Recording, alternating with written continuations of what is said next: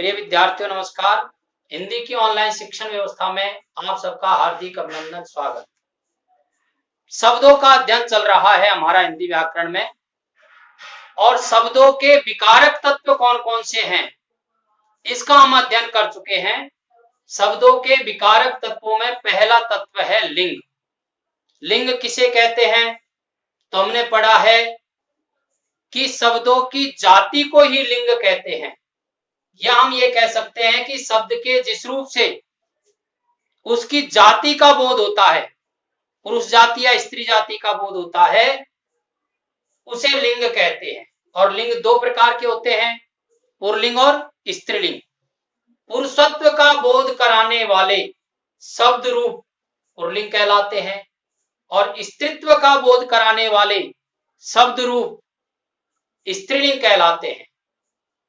हम यह सीख चुके हैं कि लिंग शब्दों के रूप है।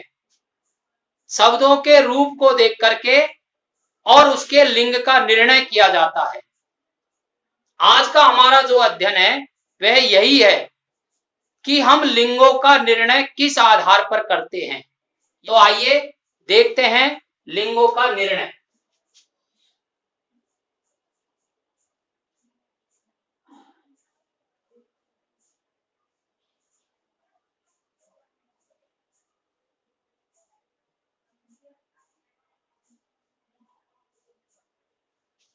परिभाषा से ही स्पष्ट हो रहा है। एक तो शब्द के जिस रूप से पुरुष जाति का बोध होता है या स्त्री जाति का बोध होता है उसे लिंग कहते हैं। अर्थात लिंग रूप है, तो लिंग का निर्णय भी रूप के आधार पर होता है। यहां हम जो अध्ययन करेंगे वह है लिंगों का निर्णय किन किन आधारों पर होता है। तो यहां हमें यह बताया गया है कि लिंगों का जो निर्णय है वो मुख्य रूप से दो आधारों पर किया जाता है। उसमें से पहला जो आधार है वह है अर्थ के आधार पर।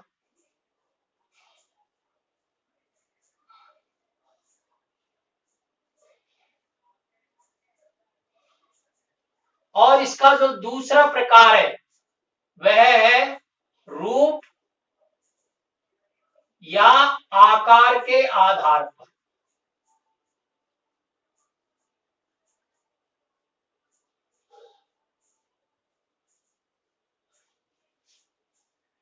शब्दों में स्त्रीलिंग है या पुल्लिंग है, इसका निर्णय या तो शब्द का अर्थ देख करके किया जाता है कि वह शब्द किस अर्थ में काम आ रहा है, पुरुष अर्थ में काम आ रहा है या स्त्री अर्थ में काम आ रहा है। दूसरा लिंगों के निर्णय का जो आधार है वह है शब्दों का रूप या आकार। इसमें भी और थोड़ा और इसको समझाया गया है कि अर्थ के आधार पर किन शब्दों के लिंग का निर्णय होता है और रूप के आधार पर किन शब्दों के लिंग का निर्णय होता है। तो यहां समझाया है अर्थ के आधार पर प्राणीवाचक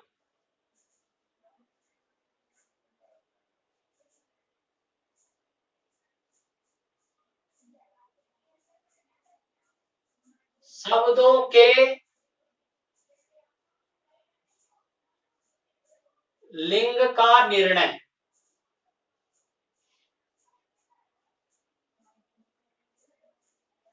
अर्थ के आधार पर किन शब्दों के लिंग का निर्णय होता है, तो समझाया गया है प्राणीवाचक शब्दों के लिंग का निर्णय उसके अर्थ को देख करके किया जाता है। और दूसरा जो है रूप या आकार के आधार पर, तो यहां समझाया गया है अप्राणीवाचक।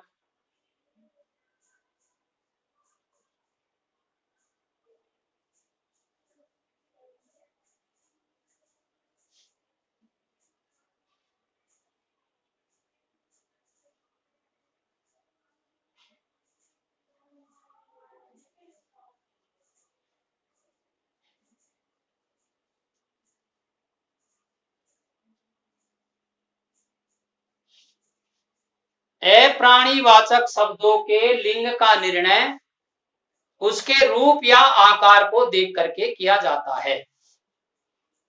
प्राणीवाचक शब्द जैसे लड़का, लड़की,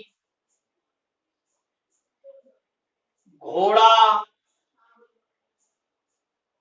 घोड़ी,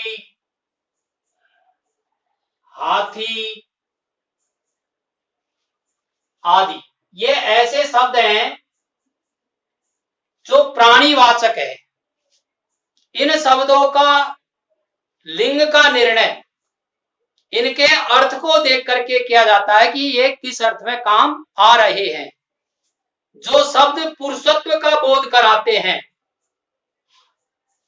वो पुल्लिंग कहलाएंगे, और जो शब्द इनमें से स्त्रीत्व का बोध कराएंगे वो स्त्रीलिंग कहलाएंगे। अप्राणीवाचक शब्द जैसे सड़क,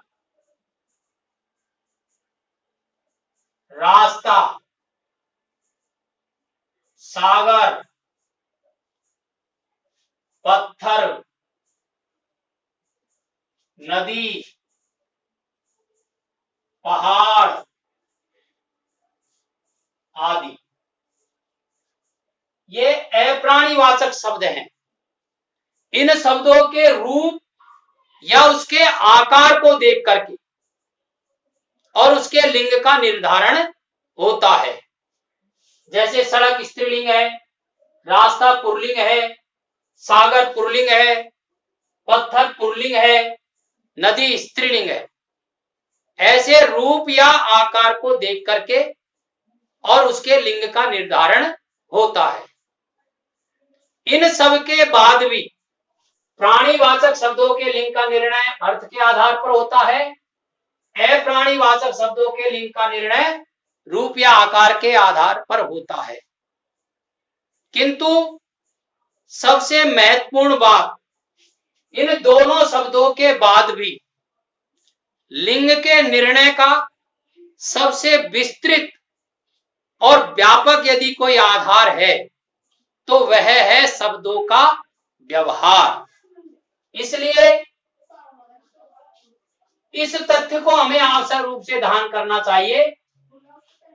इन दोनों प्रकार के निर्णयों में से यदि कोई शेष रह जाता है तो शेष शब्दों का निर्णय और शब्दों के प्रयोग या व्यवहार के आधार पर किया जाता है।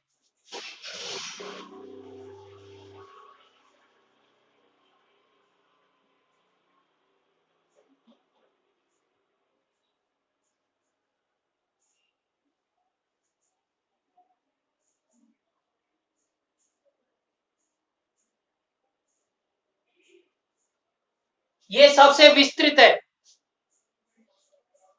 शब्दों के व्यवहार के आधार पर उसके लिंग का निर्णय होता है। और शब्दों का व्यवहार क्या है तो यहां समझाया गया है। कुछ शब्दों में सदैव पुल्लिंग होता है तो कुछ शब्दों में सदैव स्त्रीलिंग होता है। ये शब्दों का व्यवहार है। कुछ शब्द ऐसे हैं जो हमेशा पुल्लिंग में ही काम आएंगे और कुछ शब्द ऐसे हैं जो हमेशा स्त्रीलिंग में ही काम आएंगे।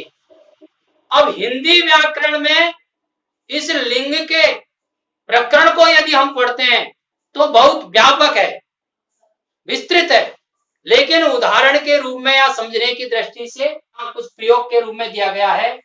जैसे शरीर के अंग, बाल, नाखून, हाथ, कान, पैर, मुंह, अंगूठा, ये हमेशा पुल्लिंग के रूप में काम आते हैं। इनका व्यवहार पुल्लिंग रूप में होता है। लेकिन जीभ, एड़ी, आंख, कलाई, चोटी, अन्य और भी है। ऐसे कुछ शरीर के अंग ऐसे हैं जिनका व्यवहार स्त्रीलिंग के रूप में ही होता है। प्राणीवाचक शब्दों में गरुड़, खरगोश, मच्छर, चीता, खटमल ऐसे शब्द हैं जो हमेशा पुल्लिंग में काम आते हैं। यदि इनके स्त्रीलिंग रूप बनाने हैं तो मादा शब्द लगा करके इनका स्त्रीलिंग बनाते हैं। मादा गरुड़, मादा खरगोश, मादा मच्छर, मादा चीता, मादा खटमल, इनके स्त्रीलिंग रूप नहीं होते, मादा शब्द लगा करके स्त्रीलिंग बनाते हैं। लेकिन इसी प्रकार से कुछ शब्द ऐसे होते हैं जो हमेशा स्त्रीलिंग में काम आते हैं, प्राणीवाचक होते हुए भी। तितली, दीमक, कोयल, मकड़ी, मछली। यदि इन शब्दों के हमें पुल्लिंग रूप बनाने हैं तो इन शब्दों के साथ नर शब्द जोड़ते हैं, नर तितली, नर दीमक, नर कोयल, ऐसे। पर्वतों के नाम हिमालय, आल्पस, सतपुड़ा, विंध्याचल, पर्वतों के नाम पुल्लिंग होते हैं। लेकिन कुछ पर्वतों के नाम स्त्रीलिंग होते, जैसे पहाड़ी, तराई, उपत्यका। शिखर पुल्लिंग होते हैं। ग्रह नक्षत्रों के नाम पुल्लिंग होते हैं। उसके बाद भी पृथ्वी, कृत्तिका, रोहिणी, भरणी, ये ऐसे ग्रह हैं जो स्त्रीलिंग में काम आते हैं। नदियों के नाम गंगा, यमुना, गोदावरी, सरस्वती, कृष्णा, ये स्त्रीलिंग रूप में है।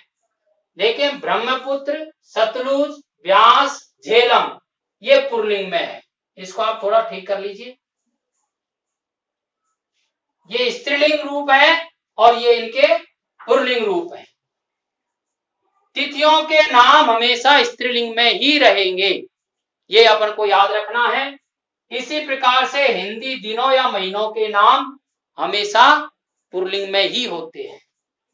तिथियों के नाम प्रतिपदा, द्वितीया, तृतीया, चतुर्थी हमेशा स्त्रीलिंग में रहते हैं, जबकि हिंदी दिनों या महीनों के नाम सोमवार, मंगलवार, चैत्र, वैशाख, ये हमेशा पुल्लिंग में होते हैं। इसके अलावा भी और इसका अध्ययन यदि हम करेंगे तो और बहुत सारे उदाहरण हमको इसके मिलेंगे। इस प्रकार से आज के प्रकरण में हमने लिंग का निर्णय, इसका अध्ययन किया है। अगले वीडियो में हम पुल्लिंग से स्त्रीलिंग कैसे बनाते हैं और स्त्रीलिंग से पुल्लिंग कैसे बनाते हैं, इसका अध्ययन करेंगे।